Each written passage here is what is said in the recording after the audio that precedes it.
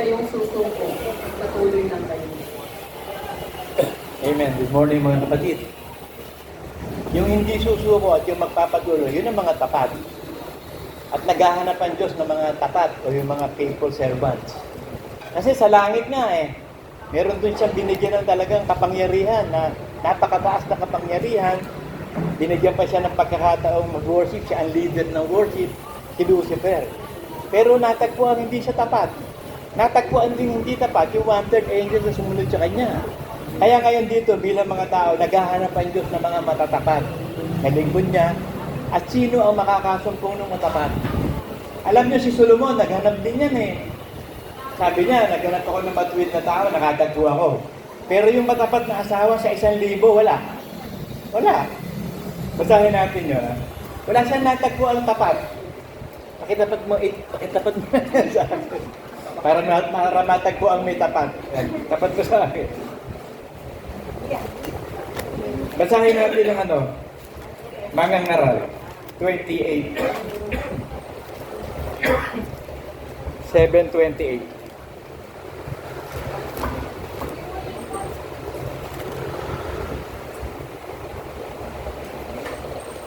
Ito sabi niya, na hinahanap pa ng aking kaluluwa, ngunit hindi ko masumpungan 1 tao sa 1,000 ang aking nasumpungan. Nakasumpong siya ng isang matuwid na tao sa loob ng 1,000. Ngunit isang babae sa lahat ng iyon na hindi ko nasumpungan. Pero kasi 1,000 asawa niya Wala siyang natagpuan matapat at mabuting asawa. 700 yung legal na kasal niya 300 yung concubines niya Doon sa mga kapit niya at tunay na asawa, wala siya natagpuan kahit isa. Kaya sabi naman niya sa Proverbs 31 ng ganito,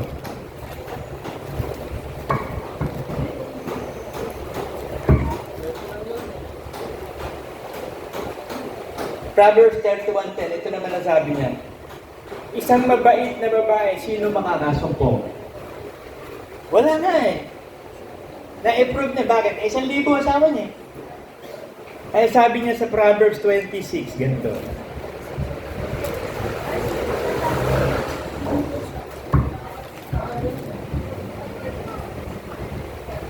Maraming tao ang nagtatanyag sa bawat kanyang sarili. Mayroon silang sarili kagandahan loob. Ngunit sino makakasumpong sa 1 taong tapat? Sabi ng Diyos, sino makakasumpong sa 1 taong tapat? Kasi na-approve na nga, sa langit na nga Biriin mo hindi naman sinabi dito talaga kung ano yung ginagawa ni Lucifer. Basta siya, cherub siya Ang taas ng cherubs, Meron siyang kapangyarihan, mataas na kapangyarihan. Pero lumaki nga ang ulo niya, natagpuan sa kanya kasalanan. Siya pa nga magiging leader ng worship. Sabi, thy tabrets and thy was prepared until on the day that you commit sin. Ngayon, hindi na mangyayari sa kanya yun. Nakakuha pa siya ng 1/3 angel. Ngayon, ang Diyos naghahanap ng mga taong matatapat. Kasi gusto niyang pagpalain. Sabi niya sa Proverbs 20:28. 28:20 pala.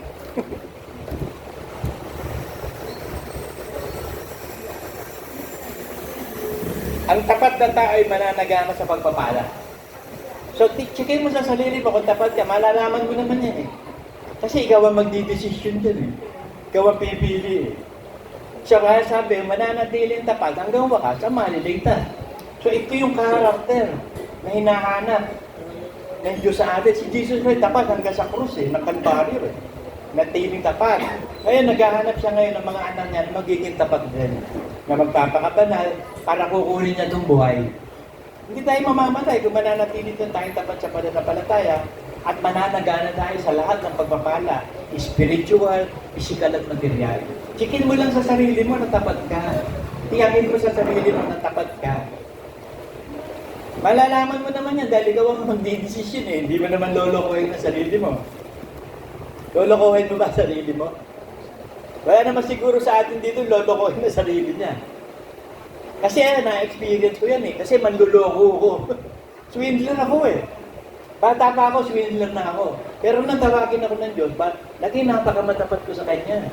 Kahit nga maglaro lang ng solitaire Kasi pwede mong dalahin yun Pag napansin ko, bakit ganito ito, mali ito Balasa na uli. Ayaw kong lokohin ang sarili ko. Bilang isang Kristiyano, huwag mong lokohin ang sarili mo. Ikaw ba talagang Kristiyano? Malalaman mo yan kung iniibig pa. Susundin mo lahat ng utos niya.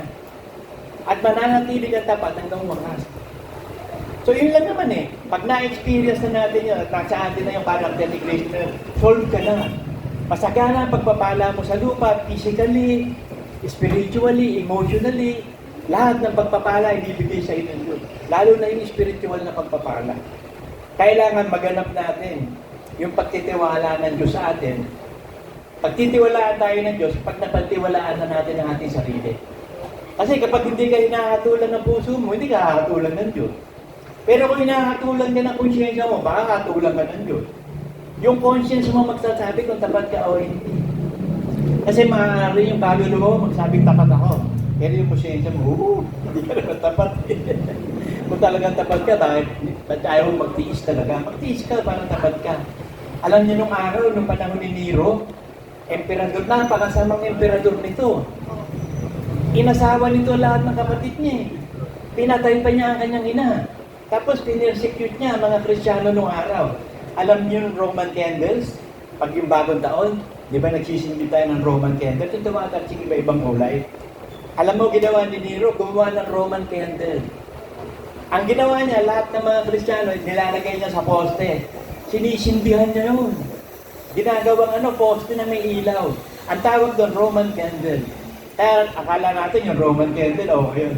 Hindi okay yun, napaka-siniro gumawa nun. Ang tawag niya, Roman candle. Yun ang pinaka-poste na lunong. Ang liwanag nila, taong nagsisindi. At yun ay puro Kristiyano. Tapos ipapako pa sa krus. Hindi pa iinumin niya, hanggang sa mamatay. Ganon kasama si Nero. Kaya akala nila antichrist si Nero Hindi pa. Ubod lang na sa mga emperador nito. Pero wala siya nagawa, hindi rin niya malibol ang mga Kristiyano.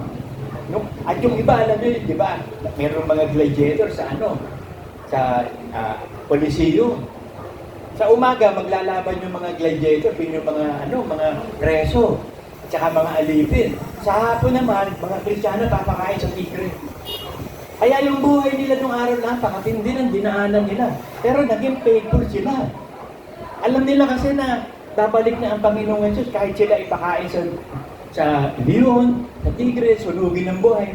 Hindi sila nag-renounce ng faith nila. Buong-buo ang faith ng Kristiyano nung araw. Ngayon, dadating na uli yan. Sa Israel naman, sa tribulation period, uusigin sila mabuti dahil. Pahihirapan sila mabuti. Pero kukunin muna tayo mga hentil. Yun ang kagandahan nun Pinupuno niya muna ang bilang ng hentil. Pag puno na, kukunin na niya. Ngayon, naghahanap siya ng tapat para manaig. Sabi sa Revelation 17:14.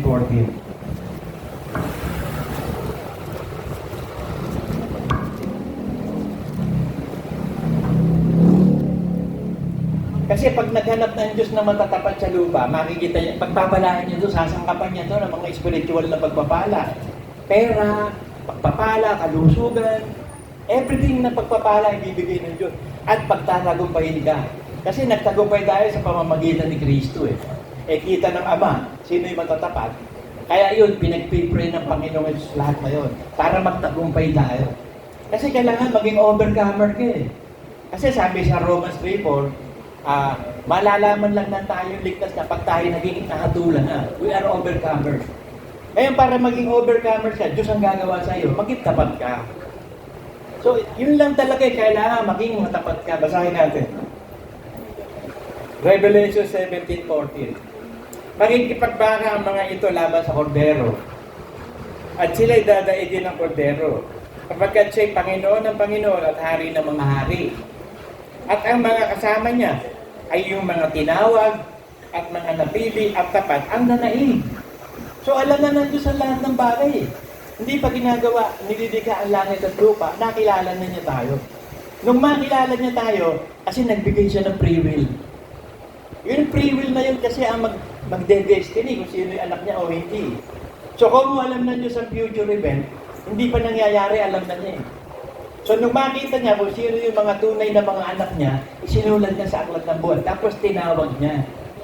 Kaya nung tawagin tayo, napili tayo, nilagay tayo sa iglesia. Ngayon, kailangan maging tapat tayo. Hinihingi ng Diyos ang desisyon mo maging tapat, gagawin ka ng Diyos na tapat. Kaya binigyan niya tayo ng bunga ng Espiritu ng faithfulness.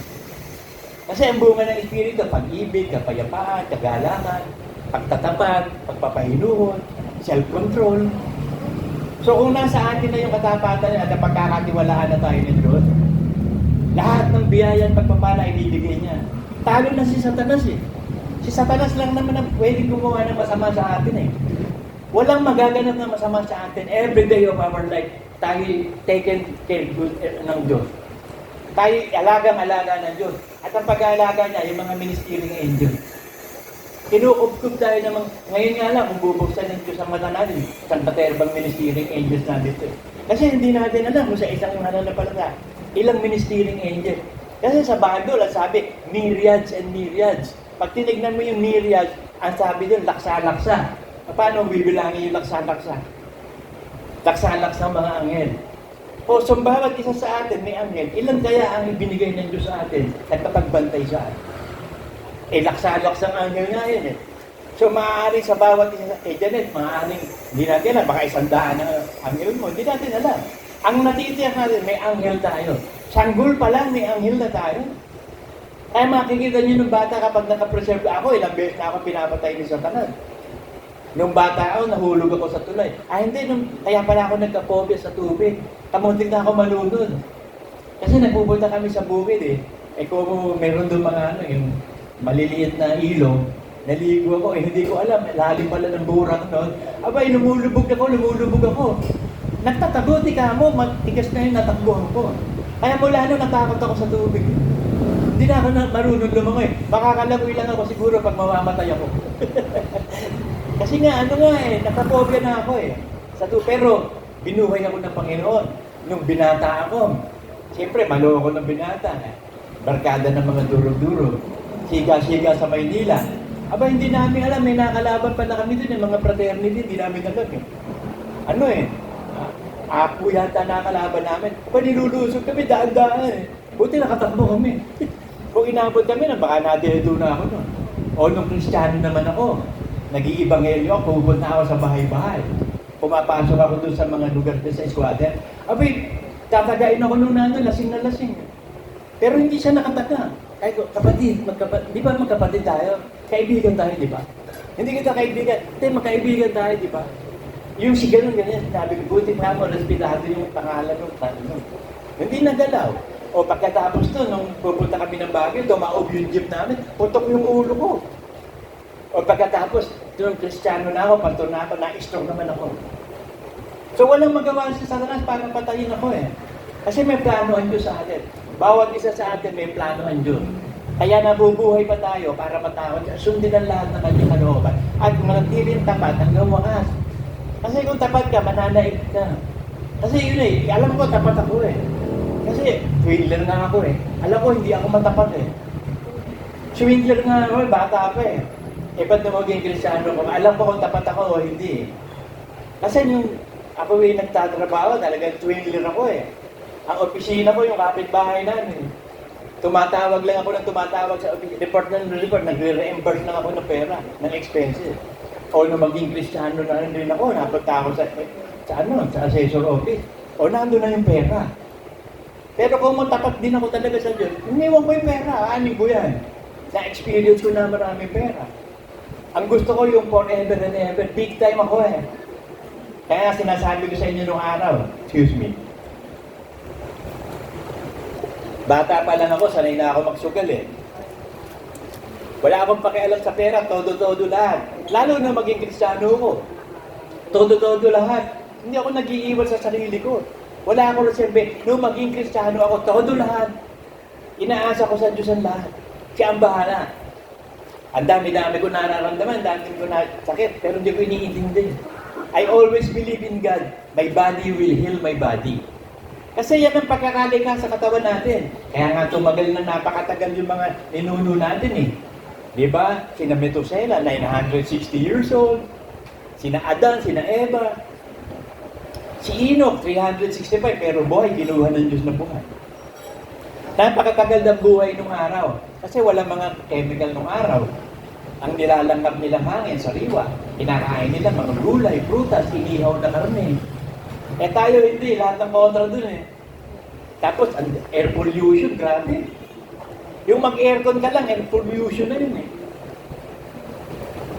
Eh kaso, ang sarap naman na naka-aircon. Malamig. Okay lang. Okay lang yung bahala. Yung hindi natin magawa, ang Diyos na bahala. Pero gawin natin ang lahat ng magagawa natin. Give your best and God will do the rest. At ang importante ito, yung maging tapat. Sabi sa 1 Corinthians 4:2.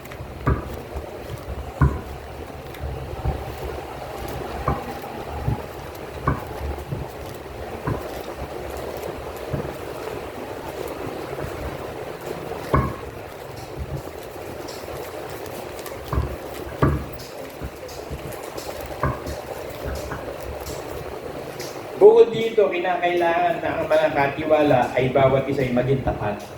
So kung ikaw ay katiwala, tulad ng pagiging pastor, administrator ka ng Diyos, katiwala ka ng Diyos. O baka ikaw ay katiwaldas. Kailangan katiwala ka ng Diyos. So malalaman mo naman yan, kung pinagtitiwalaan ka ng Diyos, dinidinig naman ng Diyos ang panalangin mo. Salamat naman sa Diyos, dinidinig naman niya ang prayer ko. Pagaya ngayon, Lord, pinagpe-pray namin sa iyo si Bon. May tonsillitis si Bon, nasa hospital pa ngayon eh. Matindi yung pamamaga. So Lord, ikaw na bahala kay Bon. Sabi ko, ilayan ko lang na ilayan hanggang sa bumalik. So Diyos na bahala to. Ang importante natin yung faith natin. Yung mga may sakit sa atin. Sinusubukan lang kayo ng Diyos. Yung mga may cancer, si Feli, si Lito na nangihina dahil kasama yung asawa. Si Let Balsomo, pagsubok lang niya kung tapat ka ba o hindi hanggang wakas. Tinan mo si Pablo, may cancer din yan eh, ba't di siya namatay? Tapat siya hanggang wakas eh. Ang sabi niya, I finish the race eh. 2 Timothy 4 eh.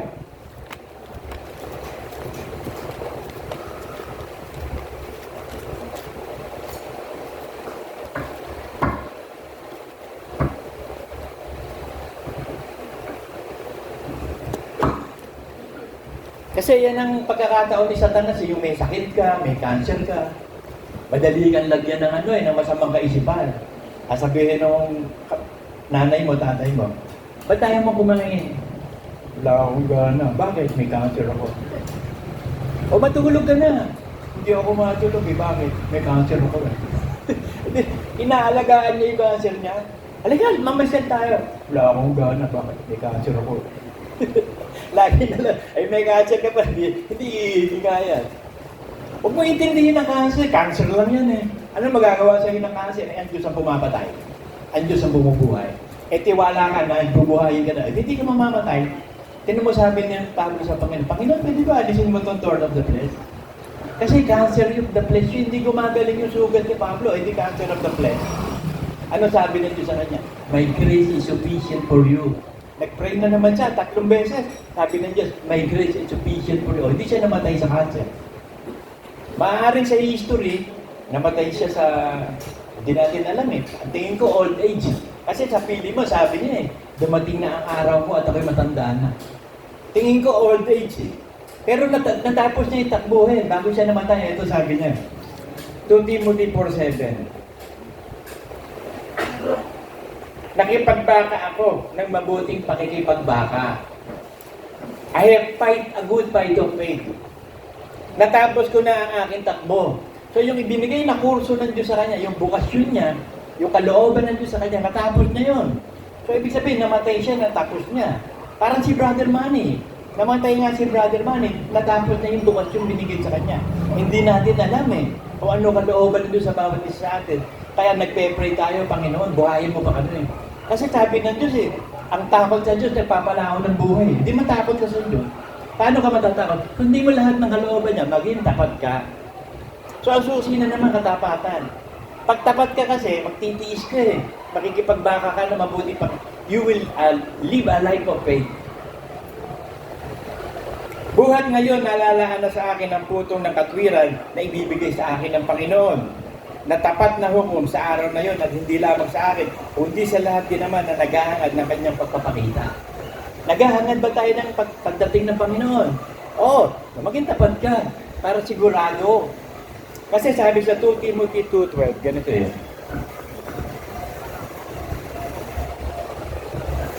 Umpisahan natin sa 11. Tapat ang pasabi sapagkat kung tayo namatay na, tayo kalakip niya at nabubuhay naman tayong kasama niya. Kung tayo magtiis at maghahari naman tayong kasama niya, kung ating ikaila siya, siya ikakaila naman niya tayo. So magtiis ka hanggang wakas na tapat, mananatili ng buhay, hindi ka mamamatay. Kung tayo hindi mga tapat, siya'y nananatiling tapat. Sapagkat hindi siya magkakaila sa kanyang sarili. Kasi alam naman sabihin ng Diyos, tapos hindi niya gagawin. Kaya sabi, heaven and earth shall pass away, behold, the word shall not pass away. Kasi hindi pwede magsinungaling ang Diyos eh. Pag sinabi niya, kakalingahin kita, alagaan kita, kakalingahin ka talaga, magtiwala ka lang. Parang ganito. Halimbawa, siga ako dito sa palati. Ako ko'y nakatakutan. Tapos dumating si Albert dito. Sabi ko kay Albert, walang pwedeng gumalaw sa iyo dito, Albert. Hawak kita. Hawak ko lahat ng tao dito. Magtiwala siya sa akin, walang mangyayari sa kanya. Bakit? Hawak ko mga tao eh. Ganun ang pagtitiwala. Pag sinabi ng Diyos na walang gagalaw sa iyo, walang pagtiwalaan mo siya, walang gagalaw sa iyo. Kasi ang pwedeng gumalaw lang si Satanas, niya talo na. O sino pa gagalaw sa atin? Sino pa gagawa ng kasamaan? Talo na nga yung gagawa. Huwag ka lang papayag na makagawa ng kasamaan. Ngayon, pinahihintulutan ng Diyos na gumawa si Satanas. Yung ating sakong nakakagat niya. Ibig sabihin, nasa lupa pa tayo, nagkakasalan tayo dahil tao tayo. Pero yung ulo niya, dinudurog natin, wala na siyang panalo eh. Like a roaring lion siya, para siyang leon na umuungal, nananakot, pero walang ngipin. Walang ngipin. Hindi na makakagat. Wala na siyang kanain eh. Naalala ko tuloy yung kanay. Kasi yung aso namin yan, yung Belgian Malinois, pwede palang kanay niya, napakahusay pala niya. Eh nakakatakot, bata pa lang, kapag binibigyan mo ng laro, pag nakakagat, talagang hindi mo matanggal sa ngipin. Miski itaas mo, kasama siya. Itinaas mo yung tuta, kasama siya, nakabiti, kasama yung pangil eh. Paano ka makagat ka niyan? At sabi ko, Lord, ikaw bahala sa aso namin, nakakatakot. Nabasa ko naman, pag daw bata pa talaga yan, kagat ng kagat. Pero i-address din, among no, matuturin. Ngayon kung ayaw, di bahala na. Bahala na. Binigyan kami ng aso na yan, siya bahala. Ang importante lang, yung relationship namin sa isa't isa. Sumusunod. Sumusunod na. Sabi ko nga kay Albert kanina, Albert, sabihin mo sit ka. Sabi niya, sit. O, naupo. Tignan mo, hindi ako yun, pero siya, pero sumunod. Naturuan na eh. Dalawa lang alam no, sit tsaka stay. Parang yung nagpunta sa Amerika, sabi niya, pupunta ako Amerika, dalawa lang alam mo English, yes, tsaka no. Well, nung pumunta ng Amerika, tuwan-tuwa, bakit? May nadagdag sa akin, alam ko na, dalawa. Bukod sa yes, is, tsaka was. Is at tsaka was. Balik tayo dito. Hebrews 3:2.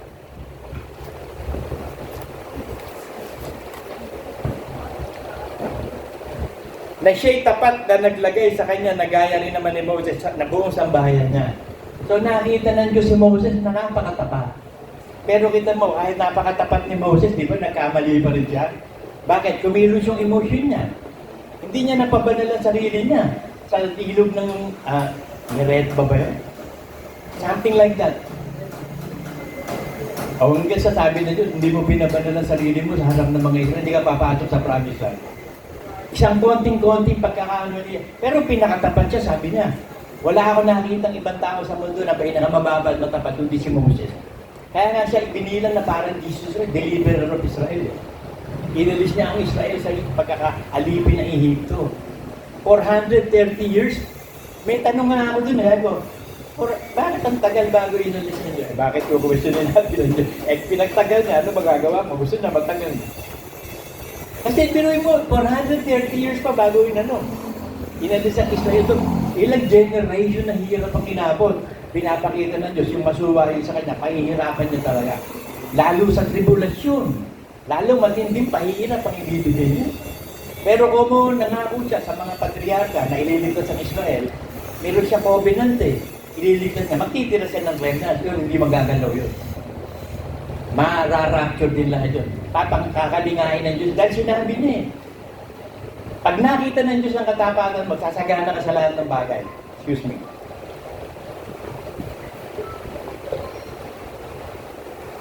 Revelation 2:10.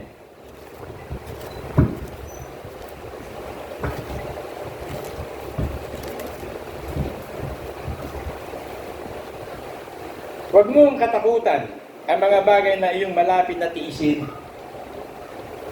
Narito, malapit na ilagay sa diablo ang ilan sa inyo na sa bilangguan, upang kayo masubok at magkaroon kayo ng kapighatian. 10 araw, magtapat ka hanggang sa kamatayan at bibigyan kita ng putong ng buhay.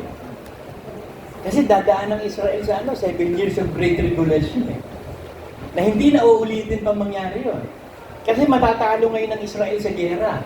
Maaalipin sila. Hindi natin alam kung sino maaalipin sila. Maaaring Syria, Iran, lahat ng mga lahi ni Ismael. Galit si Ismael dyan kay Isaac, kay Israel Ngayon, papatubayan ng Diyos ang Israel. Hindi magagalaw yan. Igaganti ng Diyos yan sa pamamagitan ni Kristo. Yung tinatawag na Battle of Armageddon. Kapag patapos na yung 7 years of Great Tribulation, tatawag na ang Israel sa Jesus Christ. Kasi na-realize nila, yung tinanggap nila pala, Antichrist Kasi sasabihin ng Antichrist, siya ang Diyos galit sila doon, isa lang ang Diyos na kinikilala. Tapos sabihin mo Diyos ka, tatawag sila sa Panginoong Jesus. Yung palang ipinapako natin, yung pala yung Jesus Christ talaga. Tatawag sila. Maririnig ng Panginoong Jesus, bababa na tayo. Daksalak sa mga banal, bababa. Sa Battle of Armageddon. Sa salita ng Panginoong Jesus, patay sila lahat. Tapos mag-ahari tayo na 1,000 taon kasama ang Israel, mag-ahari din. Yung lahat na matatapat, sabi, parini kayo matatapat na nagtiwala kayo, naging tapat kayo sa konti, pamamahalain ko kayo sa marami. So yung pagiging tapat natin dito, konti lang naman mga utos na inuutos sa atin Yung tinatawag ng Apostles' Creed. Yung ibinigay na utos ng apostol sa atin, doon tayo nananatili. Konti lang na yun, naging tapat tayo. Pamamahalain ka sa millennium. Hindi natin alam kung anong basa pamumulungan ni Albert. Anong basa gusto mo? Pamumunuan mo. Pamumuno ka sa bansa. Ang Diyos ang maglalagay sa atin sa posisyon. Kasama niya mag-aari muna ng 1,000 taon. Consolation prize lang yun. Dahil sa pagiging tapat natin, 1,000 taon mag-aari. O pagkatapos, isusuko na ni Cristo sa Ama. Ang pag-aari, forever and ever na. So, gagawa na ng bagong langit, bagong lupa. Aalisin na yung memory natin nung araw. Tapos, papalitan na yung pangalan Jesus Christ. Tapos na salvation Ngayon, kung ligtas na rin naman tayo, gagawin tayo yung Diyos, papalitan din ang pangalan natin. Ito aking tingin ko lang, ang ibibigay na pangalan ng Diyos sa atin, yung merong L, o kaya Iya. Katulad ng Elijah, Isaiah, Joshua, Banaya, merong name of God yun Kung Arsia, Janea, hindi natin alam. Pero ang alam natin, papalitan. Ang gusto ng Diyos, bago lahat Bagong langit, bagong lupa. So, sa ngayon, kailangan maging bago ka. Paano ka magiging bago? Maging tapat ka. Maging matapat ka lang. Ang Diyos ang magbabago sa iyo. Ginawa na ng Diyos ang lahat para sa atin Sabi sa Isaiah 26:12, yung gagawin natin, ginawa na niya. At tapat ang Diyos na hindi tayo pababayaan na magalaw ng kalaban. Hanggang wakas, papatnubayan tayo. Kapayapaan, sabi niya, Jeremiah 29:11.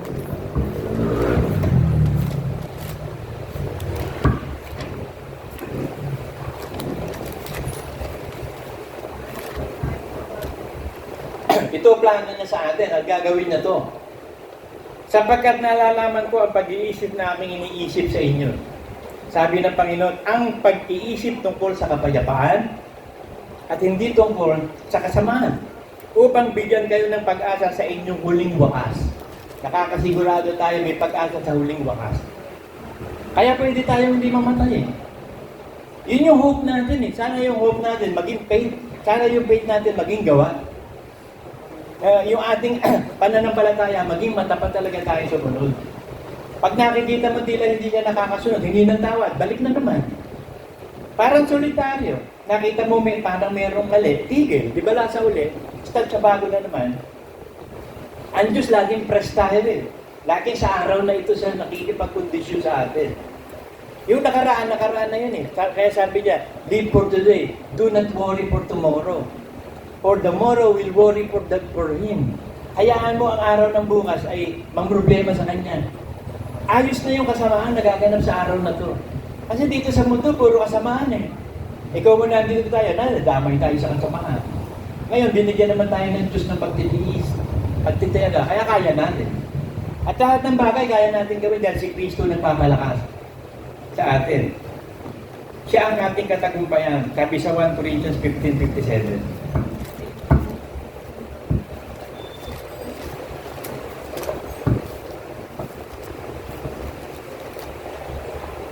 Dadapwat salamat sa Diyos na nagbibigay sa atin ng pagtatagumpay sa pamamagitan ng ating Panginoong Jesucristo. Ang ginawa ng Panginoong Jesucristo, sinubo yung comforter, yung Holy Spirit. Bawat isa sa atin nananahan ng Espiritu Santo. Yun ang magpapagibay sa atin hanggang wakas. Dala-dala kasi ng Holy Spirit si Kristo. Word of God. So pinapatnubayan tayo ng Ama sa pamamagitan ni Kristo at ng Holy Spirit. Kaya yung may tatak ng kaligtasan, may Holy Spirit. Ang makakasunod lang sa Diyos at magiging tapat yung may Holy Spirit. Kaya napakabuti ng Diyos ang binigyan tayo ng Holy Spirit. Nang ibigay sa atin ng Holy Spirit, nilinis tayo, unti-unti pinababanal. Ngayon, pumayag ka lang maging tapat. Kasi hindi naman ikaw ang gagawa, ang Diyos ang gagawa eh. Sabi niya sa Psalm 68:19 eh. Lahat ng gawa na gagawin natin, pinapasan niya eh, araw-araw. Siya nagpapasan ng ating pasan. Kasi ang pasan natin, utos ni Kristo, pinapasan nyo ng Diyos eh. Para sa atin yun. Kasi hindi natin kaya, apart from God, we cannot do anything. Kaya ang ginawa ng Diyos, para sure ang salvation, tinutulungan niya tayo lagi. Kasi alam na niya, ligtas ka eh. Alam na niya, natapat ka. Kaya isinulat na ang pangalan sa aklat ng buhay. Kaya na nagbibigay ng Diyos ng warning, huwag lumaki ang ulo mo katulad ni Lucifer. Akala ni Lucifer, lagi na lang siya sa langit eh. Hindi siya naging tapat. Hindi itinapon siya, binaksak siya. So, ganun din tayo, hindi ka naging tapat, nahulog ka. So, yun yung pinakaparang warning sa atin. Baka mamaya mabura pa pangalan mo sa aklat ng buhay. Para hindi mabura, maging tapat ka sa lahat ng bagay. Lahat ng utos, tapat ka. Matthew 25:21.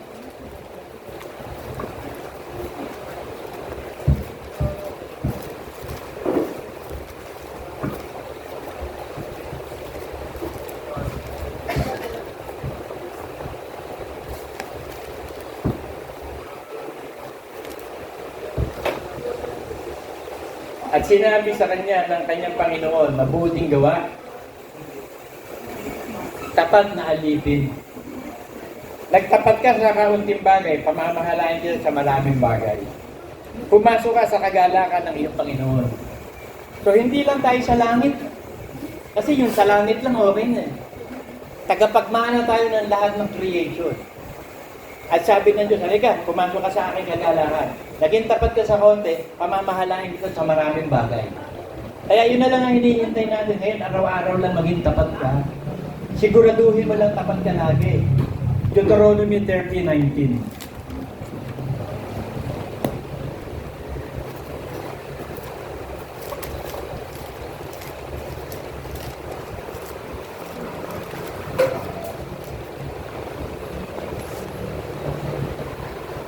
Aking tinatawag ang langit at ang lupa na pinakasaksi laban sa iyo sa araw na ito. Kaya kung sa araw na ito hindi ka tapat, may saksi sa iyo, langit at lupa. Yun ang saksi mo. Langit at parang hindi nagsisinungaling. Na aking ilagay sa harap mo ngayon ang buhay at ang kamatayan. Ang pagpapala at ang sumpa. Kaya't piliin mo ang buhay upang ikaw ay mabuhay, ikaw at ang iyong binhi. So damay lahat ng anak mo. Kasi ganun ang Diyos eh, by family. Tinan mo si Moses, yung sinabi ng Paraon sa kanya, sige lumabas ka. Pero iiwan mo yung lahat-lahat dito, ikaw lang ang lalaki. Hindi ako papayag, maglilingkod kami sa amin, ako at ang asawa ko at mga anak ko, ang buong pamilya ko kasama ng mga hayupan lalabas ng Egypt. Lahat kami. Hindi pwedeng hindi. Kaya sabi, malitas ang isa, ang buong sambahayan, malilito. Bakit? Magre-regenerate yung liwanag mo eh. Kasi sabi, yung tunay na liwanag, hindi ilalagay sa ilalim ng tama yon, sa ibabaw ng cabinet para maliwanagan ng lahat. So, ganun na mangyayari. Pag ikaw tunay na Kristiyano, maliliwanagan mo kasambahay mo at mananampalataya sila. Kasi pangako ng Diyos yun eh. Ikaw, kaya lang, piliin mo yung buhay. Yung puno ng buhay, si Kristo. Para mabuhay ka. Pagpapala, huwag sumpa. Kasi yung pagsumpa sa masuwayin yun eh. Yung lahat na sumuway sa Israel na nasumpa eh. Kung hindi sila nakagat ng ulupong, kinain sila ng lupa. O kaya, naligaw na sila sa disyerto. Alam nyo, kapag ikaw nasa disyerto, pag hindi ka nakainom ng tubig, mamamatay ka. Yung makakain ka, mamamatay ka pa, pero yung hindi ka makainom ng tubig, mamamatay ka. Bakit tubig ang binigay kay Ismael? Di ba yung anak ni Hagar? Anak ni Abraham yun eh. Nakita ng Diyos kasi, mamamatay na si Ismael eh. Eh may plano ang Diyos kay Ismael, magiging Middle East yan. Bakit tubig ang binigay? Kasi yung tubig, pag may tubig, mabubuhay ka. Pero kung pagkain lang, mamamatay ka pa rin pag walang tubig. Pag kumain ka, mauuhaw ka. Mamamatay ka pa rin. Pero yung mga survivor, alam nyo, sa mga earthquake, nabuhay sila. Ang ininom nila, ihi nila. Ang kinain nila, damit nila. Pero kung umiihi sila, nangiinom nila, nabubuhay sila. So, tinan mo yung yung mag-fasting ka lang, 14 days and 40 nights. Kita mo, may pagpapalaan doon. Walang nangyayari. Pero ako pag nagpapasya, umiinom ako tubig eh. Para mabusog-busog ng konti. Hindi naman tayo si Jesus na 40 days and 40 days. Si Moses, si Joshua. Eh, ano lang tayo, small time lang tayo mananampalataya. Kagaya na yun, every Sunday fasting ako eh. Basta every Sunday fasting ako. Sunday lang. Ayos na yun. At least, nakita ko sa Panginoon na dinidinay ko naman yung sarili ko. Hindi ako kain ng kain. Pinagpapahinga ko yung internal organs ko. Eh, pero mo, mula nung bata ka, sanggol ka, tumibok na yung puso mo, naglinis na yung kidney, liver mo. Hanggang sa lumaki, tumanda ka, nag-work yan. Pagpahingahin mo naman. Pag hindi ka kumakain, nagpapahinga yan. Pero yung puso mo, hindi nagpapahinga yan dahil hindi pwede magpahinga yan. Pag nagpahinga yan, tuloy-tuloy na pahinga mo. Kaya mga kapatid, pagpapahingahin na tayo ng Diyos. Pero maging tapat lang. See to it na tapat tayong lahat in Jesus' name. Amen.